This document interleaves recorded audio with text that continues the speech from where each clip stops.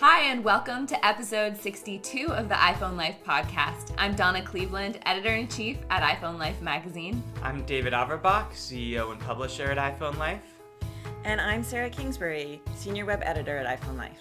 Each week, we bring to you the best apps, top tips, and news in the iOS world. This week, we want to talk to you guys about the iOS 11 public beta. There's a public beta program, so you can be testing out the earliest version of the new iOS, if for those who are brave enough to do so. Sarah and I have put that on our phones. I am not that brave. David, we're going to he can be here to compare what his iOS 10 features to our iOS 11. And so we'll jump into that in a few minutes. First, we want to tell you about our sponsor, Atom Elements. They just came out with a new product called the iClips Wizard. Isn't that right, David? That is correct. So Atom Elements is one of our sponsors. They're this interesting company out of Taipei, and what they have is, it's called iClips Wizard, and what it is you plug it into your iPhone, and it's kind of like a USB drive for your iPhone. And so you plug one end into the iPhone, and it has external storage. Now, they've had products in the past, the iClips Duo, which has the storage built in. What's really cool about the Wizard, though, is that the storage is it's a micro SD, meaning you can swap them out. So it basically gives your phone unlimited storage. And so this is really useful for, and I'm saying iPhone, but of course it will also work for the iPad. It's really useful for a couple purposes. Number one, if you have a lot of photos on your phone that you want to store, but you don't want to pay to store them in the cloud, or for some reason you want to have it's really comforting to have an actual hard copy of them. Mm-hmm. So having a micro SD of your photos and videos if you have them. Also, if you're going on a long road trip and you want a bunch of movies, I know I've had this problem where, like, if I'm going on a plane or something, I want to download a bunch of movies, but sometimes I'm getting pretty close to my storage capacity on my iPhone or iPad. So here you can load a ton of movies onto your micro SD and then swap it in connected to the iClips Wizard. So really interesting product. We'll put a link in our iPhoneLife.com/podcast. You can go to atomelements.com and track it down from there as well. Awesome. Now we also want to tell you about our Tip of the Day newsletter. Many of you have already heard about this and are probably already subscribers, but if you go to iPhoneLife.com/daily-tips, you can sign up if you haven't already to get 1 minute daily tips that teach you something cool you can do with your iPhone. To get the video tips, you need to sign up for our Insider program, which is our premium subscription. But for this is completely free to sign up for our Daily Tips newsletter. So we want to share with you one of our tips that's been popular recently, and it's timely because it's summertime and people are traveling, and that's how to make sure you're not getting roaming charges when traveling. Mm-hmm.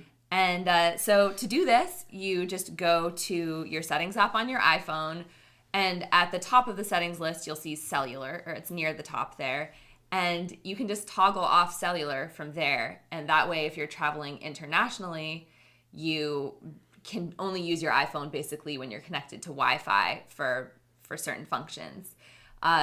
You also can go in and turn off roaming under these settings. If you go to settings, cellular, and then cellular data options, you can turn off voice and data roaming there if you're traveling domestically and just want to make sure if you get into a zone where you don't have coverage, you're not getting roaming fees. I would make sure you check with your carriers before traveling internationally, and also check on what your roaming charges are. My experience is most carriers don't roam within the US anymore. That's kind of an outdated thing. And so a lot of people turn that off, but in reality, you may be using someone else's tower but not being charged for it. Right. So it's a good thing to call and check with your carrier on. And same thing international. A lot of carriers, T-Mobile includes, it's a lot of countries that are included in T-Mobile's Right. Well, Mexico plan. and Canada for sure. Mexico and Canada, and I think a lot more. I know Verizon, on our company Verizon plan, Mexico and Canada is included for free. But you have to be somewhere where there's actually a tower and you get service. Well, this is definitely true. But my point is, before turning off cellular and assuming that you are going to get charged for it, call and check, because it varies carrier to carrier and even plan to plan. And it might even Yeah. be worth signing up for an international plan if you'll be there for a while and you're really going to need to use your phone. So I would explore all your options for sure. Definitely. Yeah, I think that if you find yourself like you did go on a trip and you didn't plan ahead, then turning off cellular is probably just the safest because you don't want to get charged. But last time I went out of the country, I assumed it was going to be a bigger deal to figure out what am I going to do with my phone. But it took me like a few minutes to call Verizon, get set up with a plan that just cost like $10 for while I was gone to be able to use my phone. So, I'm just supporting what David's saying, that it is good to plan ahead and call your carrier. It's one of those things that, I mean, in general, the carriers have gotten a lot better. As competition has gotten more fierce, they've gotten less. Carrier models used to be, let's try to find different ways that we can have surprise bills that are way too expensive for people. Yeah, it did seem like that was pretty, they that could was get kind away of with baked it. into it, and now that's kind of gone away. And so it's really, I also, when I've traveled internationally, I'm a bit scarred from kind of the early days of mobile usage, but it's a lot easier now. Call up your carrier. You can switch to an international plan if you're not on one. Canada and Mexico are often included already, so it's not as big of a deal, but this is definitely still a really good tip to be aware of, which is that your iPhone is really useful when you're traveling to Google different things. If you're in your hotel and trying to research, trips or restaurants or things like that, or even to use Google Maps. But you do need to make sure that you don't have cellular on if you are going to be charged, because a lot of places still charge you a lot of money when you're in countries to be using data. So the tip is still really valuable. But to me, the tip, that's half of it, is knowing how to turn off cellular when you need to. The other half is knowing to call your carrier to get it figured out ahead of time to know. Yeah, definitely. And, you can always use Wi-Fi because most places you will be able to do your research when you're connected to Wi-Fi and then not have your phone. But you're then not protected in emergency situations when you're out. To me, it's a comfort if you're out doing an excursion by yourself in a foreign country to have your phone. Yes, so it's true. I think that it is nice to get that figured out ahead of time. So to find more tips like this, go to iPhoneLife.com/dailytips. We'll send you a tip each day to your inbox, teaching you something cool you can do with your phone, and it only takes a minute or less. So that way it's not a big overhead. You don't have to spend a whole lot of time learning how to use your device. And that's the beauty of the Daily Tips newsletter. So I mentioned to you before, we have an insider subscription. This is our premium subscription that is much more comprehensive in teaching you how to get the most out of all of your iOS devices. So if you have an iPad or an Apple Watch, iPhone or iPod Touch, or Apple TV, we also have guides for that, then you would really benefit from this subscription because we have guides that teach you how to get the most out of all of those devices, and we have video versions of all of our daily tips. So if you have a little bit of a hard time with technology, or even if you don't, it is nice to have a visual walkthrough so you don't miss any steps and you're sure to understand all of these tips really well. And we've got two things in the pipeline that I want to tell you guys about because I'm really excited about both of them. The first one is we are releasing a collection of some of our favorite tips, and it's our hidden tip collection. So, or what do we call it? Hidden features. And basically, what we love about this format of the 1 minute daily tip is you can discover things with your phone that you just had no idea that aren't obvious, even if you use your phone a lot. So we put together a collection of those just for our insiders, of our favorite things that you didn't know you could do with your phone that are a surprise to you and really make your life a little bit easier. So that's coming out when? It's out. It's out. Yeah. So if you're an insider, check it out now. If you're not, subscribe to check it out. The second thing that is really exciting, it's probably, in my opinion, it's always the highlight of the year for the Insider program, is Donna's working on our iOS 11 guide, which is partly why she has the beta. And so that's something that when the iOS 11 drops, there are so many hidden features, so many things that you didn't know you could do, so many changes that are going to confuse you. We're going to walk you through all of it. So if you've been listening to the podcast for a while, you've been thinking about the Insider program, this is really the best time to subscribe. As always, we have a free 30-day money-back guarantee. So if you try it and you don't like it, just send us an email and we'll reimburse you. Yeah, I'm really excited about this guide because even though when you upgrade to iOS 11, you'll notice a few things right away that seem different. There's like so many little things that are really cool that you could just completely miss. Yeah. And also, while you can find stuff on the web about these features, the guides are really great for walking you through exactly how to use them and get the most out of them, which is also not always obvious. So iPhoneLife.com/insider is where you can sign up. We also have a feature with Insider called Ask an Editor, where you can ask all of your tech-related questions as they arise, because sometimes you'll have something specific or come up that you need help with. And Sarah is the one who answers these questions. So she's going to share with us one of our recent Insider questions and how she helped them out. Well, recently an insider emailed me and said that they wanted to remove a person or add a person to a group text message, and the option wasn't there. When you're in a group message, there is an eye, a little eye in a circle at the top right corner. If you tap that, there's a bunch of options for things you can do with that group message, including add a contact or remove a contact. But this reader is not seeing that option.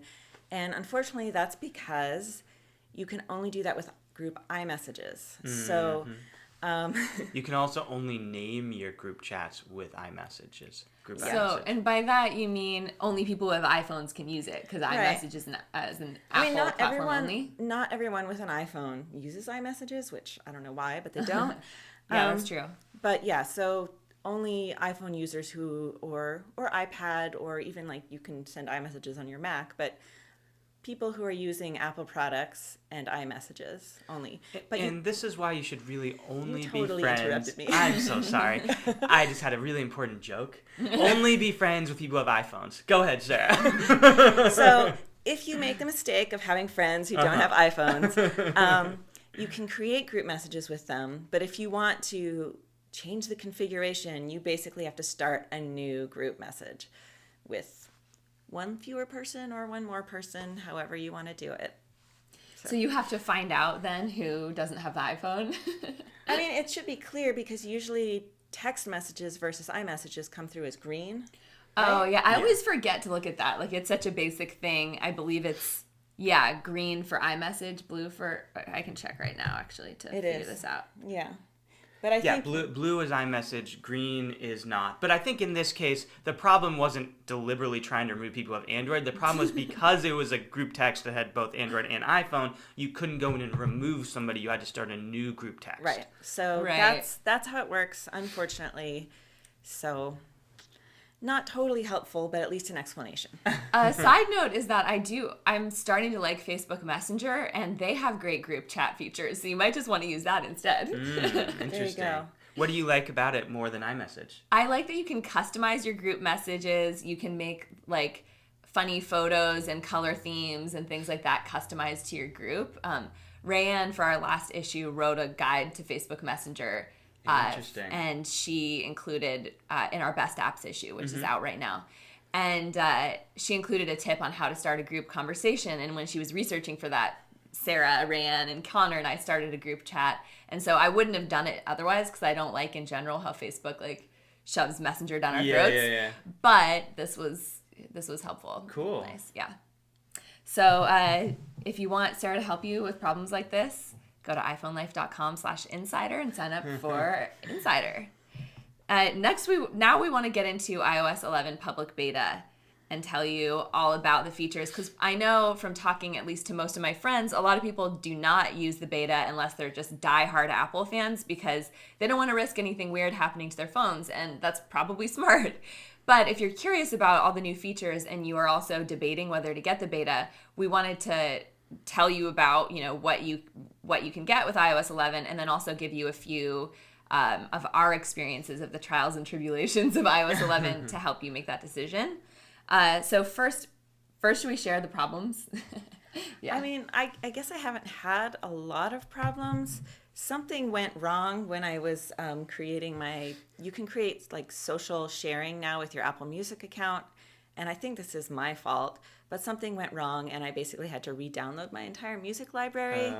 So I think, you have the option to either merge with your iTunes library or delete and replace. And I think I meant to hit merge, but I accidentally chose delete and replace. And Oh no. so you got to be careful when you're doing things with your iPhone is the lesson there. That's not necessarily an iOS 11 beta thing. It's just at any time you're making a big change on your phone thing. Yeah, but that's still in terms of people who aren't totally confident about knowing what they're doing with their devices, there are opportunities to do things wrong and to mess up your phone. So that is true, And another downside and this happens sometimes just when you do just a regular update, but it seems more common whenever I put a beta on my phone, which is a lot of important settings that I've selected in order to save battery life or data or something gets changed. I know that bothers me because I feel like I've, over time with our tips and different things, I've used a lot of those tips and changed a lot of settings. So it would take a while to go in and change all of that back, And and you don't always really realize. And then you're like, oh, background app refresh is now on all the time and is using my cellular data. So it's a good idea to just do a quick swipe through your settings anytime you do a major update on your phone. Yeah, my experience with it is that it was extremely easy to switch to beta. Like that, you just go to the beta.apple.com and there you can download, and you do this on your iOS device. So that just straight from that website, you can download the beta profile and then go into your settings and update your phone. And it's a simple process. Apple recommends doing an iTunes backup ahead of time, which I did, meaning you have to plug your device into your computer and do that whole process there instead of just using iCloud. So it's a little more involved, but still pretty easy. For me, it was the fact that they switched that setting, background to app refresh.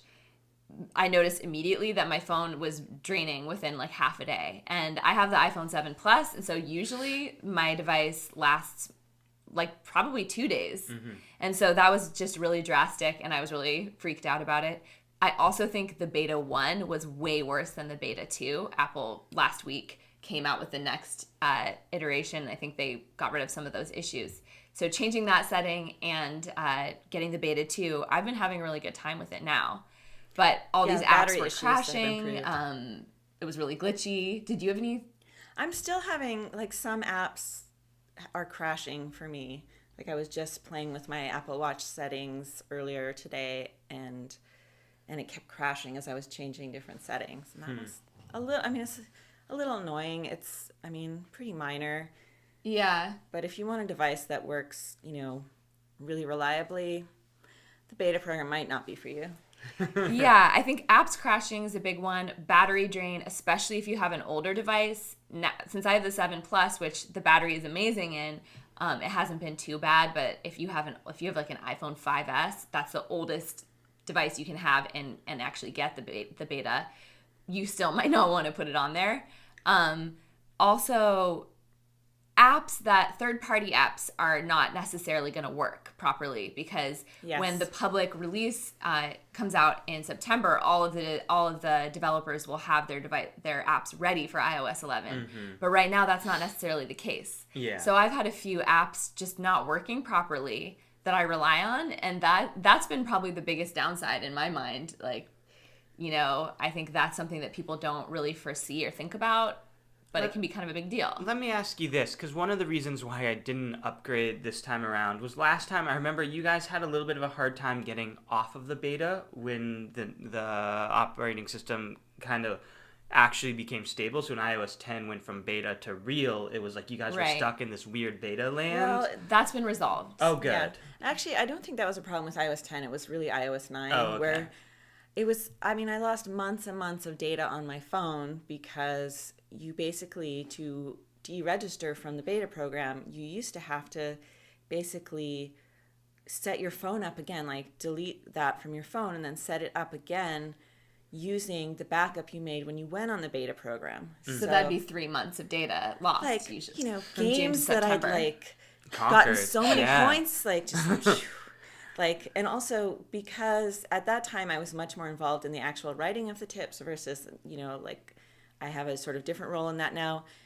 I I was constantly making changes to my settings, and apparently I'd made a bunch of changes and then not changed them back before I put the beta on. And so I had like an old backup with weird settings, and it was I felt like it took me months to recover. But now you just like smoothly get put onto the shipping version once it comes out. That's good, because that was actually, I might give it a shot, because that was the thing that was freaking me out, was like, how am I going to lose a bunch of data? What's the switch to beta and the switch out of beta? So it sounds like and we're about to talk about the pros, I expect, but it sounds like in terms of the cons, it's really the fact that there's a risk of changing your settings, draining your battery a little bit more, and having third-party apps be crashing a little bit more than usual. Yeah. But the getting into the beta and out of the beta and not losing stuff in process is pretty smooth. Yes, I'd say that's a good summary. So what are your favorite features, Donna? I think we should definitely go into that. Let's get into that. So now the fun part about having the beta, it is really exciting to be able to test out the features early. And some of the big ones, Control Center, this may sound like a small thing, but I think this is my favorite new feature. That's awesome. So not only Control Center now takes up a full screen instead of half of the screen, so there's room for more settings. It's also, the biggest thing is it's customizable. In our Apple complaints and learning section, all of us have agreed that we hate that we can't choose what's on our Control Center screen, because all of us have favorite settings we want to be able to get to quickly. And so now you can go into settings, and there's a Control Center area now where you can set what shows up there. So I have put low power mode on here, which I can just get to quickly. The new do not disturb while driving, which we'll talk about in a minute, you can set manually from Control Center so that you don't get notifications while you're driving. And you can even record your screen. Yeah, that's a cool one. Which I don't know how that would be that helpful to the average person, but it's great for us. I mean, I can tell you with our tips. I can tell you what's helpful for me, because I get one of the things about running a magazine like this is you get a lot of texts from people being like, my phone's doing something weird. What do I do? And then they describe it in a really vague way. So if I could have them record what's happening and then send me that, that would be useful. In addition, when you take a screenshot, you can now, it sort of goes to the lower left corner of your screen, and you can like open that up and mark it up. So if you like something funny happens with your phone, or you need advice, you can mark it up and say, here's the problem. Like, why is that setting not here? So that's useful. Yeah. I do feel like, already this has happened where people will screenshot the things that people have sent them, but I feel like it's becoming more and more, like it's becoming such an easy thing to do that it's also a reminder to be careful about what you're sending people and things that you say, because it's so easy now for that to be recorded and shared. Oh yeah. But also marking up sounds really useful, because I do that a lot. Like sometimes even if I'm in an email and I want to share that, rather than forwarding an email, I'll just screenshot it and send it to somebody. And if I could mark it up and like circle the point that I'm trying to make and things like that like it's definitely a useful way of sharing information now. Definitely. And we should always be careful what we say to people. Yeah, it's true. Yes. So what were your favorite features? I love the Control Center. Live photos. The live photos. What's better about it? You can turn them into GIFs, and you can share those GIFs with non-iPhone users, which is very important because I apparently have terrible taste in men who like Android phones. So now I can take funny videos of my dogs, turn it into a loop, and they can also see it. It's very important. Yeah. And what have you customized on your Control Center that you didn't have before for both of you? Donna, you shared a few of them. I haven't really customized a lot, but I love that I can turn low power mode on and off for my Control Center. Cool. Because you used to have to 3D touch the battery. Did you? Yeah, you had to 3D touch the settings app, choose battery, and then turn the low power mode on and off. And a lot of people who maybe don't have many opportunities to charge their iPhone during the day and want to make that battery last, like to have low power mode on all the time. I do that when I travel. I don't do that because I have a 7 Plus. It rarely runs out of battery. But if I'm traveling and I know I'm going to be using GPS all day, I'll preemptively turn on low power mode. And I like that any of these little categories, you can 3D touch them and bring up a whole slew of more options, including like creating a personal hotspot and turning AirDrop on or off. These are all really it just makes it so much faster. It's replaced 3D touching the settings icon is my favorite thing to do on the iPhone. Yeah, one more thing that I added on that's awesome is the Apple TV remote. I saw that. I was from really Control jealous Center. when I saw that. So that, that app I love in general because it allows me to take over the TV from my husband, and now I can do it so easily. It's like an Old West. You're just quicker to the draw. Yeah, exactly. So that's great. There are a bunch of other cool features too. Did you have any other ones you want to talk about, Sarah? Live photos. You were saying. Yeah, I love live photos. Choosing the key photo is another thing you can do. Yeah. Right. When you edit the live photo, you now can select the frame because sometimes within those 3 seconds, Apple's not choosing the moment that you want. So now you can go in and change that. So when you look at the still version of the live photo, without touching it to make it move, you can choose what that still version looks like. Mm-hmm. To me, and because I don't have iOS 11, but I have an app that lets me do that, and that's made live photo be something that was a novelty, that was kind of just fun to mess around with, to being a must-have on. Because so many times, especially with group photos or things, you'll do a group photo, and one person will be looking away or blinking, and it's like the photo's ruined. Whereas now, if you have live photo, you have 3 seconds worth of whatever to pick leeway to pick the right moment, and that's that makes a big difference. And you can also,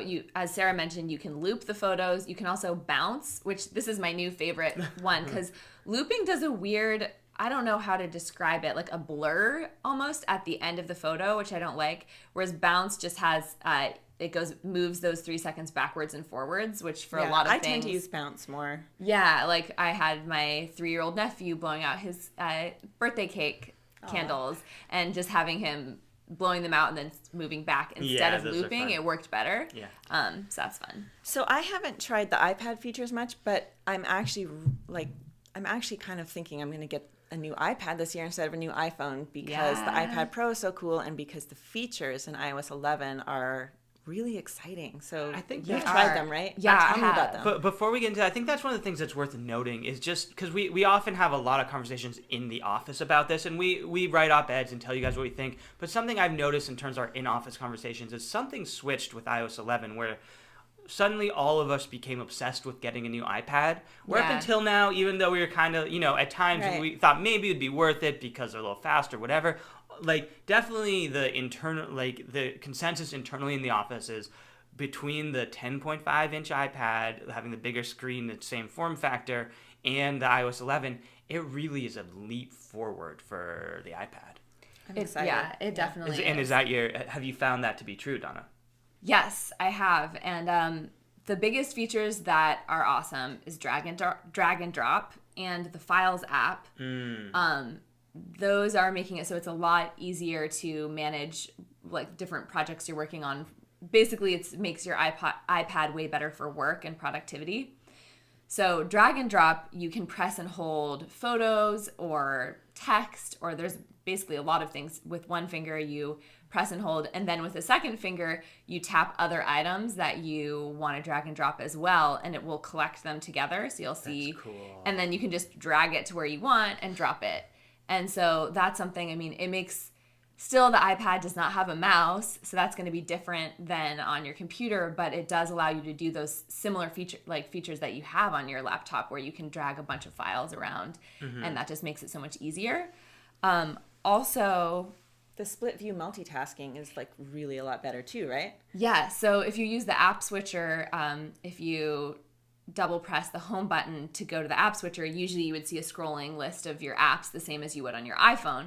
But now you can see different split screen views that you've set up. So if you wanted to have in split screen your Notes app next to Safari so that you can take notes while you're reading something, you can have those paired together. It's called persistent app pairings, so that when you close that and you go to your app switcher, you'll see those two apps there, so you can get to that combination anytime you want, which is really nice. That's really cool. Yeah. So let me ask you this, because one of the things that's been annoying to me, and I have a little bit of an older iPad, is when I travel, I'll often end up bringing my laptop in my iPad because I just can't quite work from my iPad. Yeah. These changes make it able to work from your iPad to the point where if you traveled, you wouldn't bring your laptop, or you may even not have a laptop now? I think the main thing that remains to be seen is the Files app, because the beta version is not completely fully functional yet. Okay. With the Files app, which is now, it's sort of like the iOS version of the Finder on your Mac. And so you can find your Dropbox, iCloud Drive files, OneDrive, Microsoft OneDrive. So, but like some of those aren't fully functional yet, and Google Drive as well. Mm-hmm. And so you have to have good Wi-Fi. You have to have good Wi-Fi, yeah. But basically, I was playing around with that a little bit, and some of those features are just like a grayed out option right now. Really? Oh, that's nice. And so it's a little bit hard to tell, because I feel like a big thing, if we use Dropbox, so if I can really easily get to all the files I need, then that makes things easy. But if it's still a little bit clunky, then that's not going to work. I imagine it also depends what you do for work. If you do any kind of like graphic design or it's probably, you're going to need a computer. Like even a laptop might not do it. But really, I don't do a lot of that stuff. And so I always thought I should be able to use my iPad for it, but I just haven't quite gotten there. Right. I think that this has the potential. I mean, I don't know about not having a computer, but I think for travel you could use it. Because like when I'm thinking about a lot of the convenience things, I think being able to like just do things quickly, with drag and drop you can. Yeah. There is a learning curve. I feel like right now when I was playing with it, it doesn't feel intuitive right away. But some of that, it's like the same with, we've used our computers for years, and that's how we've gotten so fast at things. So some of it is like committing to it and deciding you're going to use these features. But now I would say a lot of those features are there. Gotcha. Which is really cool. Okay, so my last question for you guys is, we've talked about the pros, we've talked about the cons. Given all of that, what is your recommendation for our listeners? Should they go to the beta? Is it worth risking the kind of instability of it to test out these new features? I would say if you are really excited about these features, none of the problems are so insurmountable that you shouldn't get the public beta. I'd say if you don't care that much, then it's why bother with the hassle, because there are extra steps involved. Right. I would say it really depends how heavily you rely on third-party apps. Yeah. Great point. If you rely heavily on third-party apps, don't do it. That's interesting. Okay. And also, once iOS 11 is shipping, any third-party apps that haven't been updated in a while will stop working. This is the like sort of doomsday for those apps that have slid by and just stayed on your phone and not updated. They're just going to stop working. So you might want to start looking into, if there's any apps that you're really attached to that haven't been updated in a while, you might want to start looking into replacements. All right. Well, and let's make this our question of the week too, is have you upgraded to iOS 11 beta? If so, what do you think? If not, why not? So send us an email at podcast@iPhoneLife.com. Yeah, and just a reminder, like we just went over a few of our favorite features here. There's a lot more that we haven't covered. Yeah, I can link to a couple articles on them, so you can really read more about them. Yeah, and as soon as iOS 11 is the public release comes out, our daily tips every day, we're going to have iOS 11 tips to help you learn that. And then, of course, if you sign up for Insider, you'll get our comprehensive iOS 11 guide. So keep that in mind, iPhoneLife.com/insider. And that wraps up this episode. Thanks so much for joining us. Thanks, guys. Thanks, everyone. And make sure to email us, podcast@iPhoneLife.com. Bye.